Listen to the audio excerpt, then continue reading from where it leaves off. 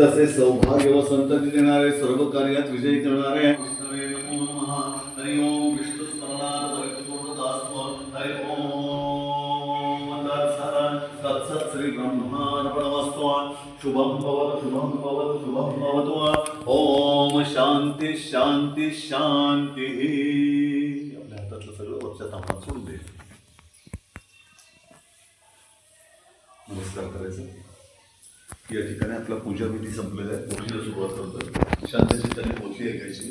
पोथीचे 5 अध्याय आहेत. प्रत्येक अध्याय संपल्यानंतर देवाला 11 तुळशीची पानं व्हायची. 11 पानांचे 5 गठ्ठे करून ठेवा, म्हणजे प्रत्येक अध्याय झाल्यावर एक एक गठ्ठा वाचता येईल आपल्याला.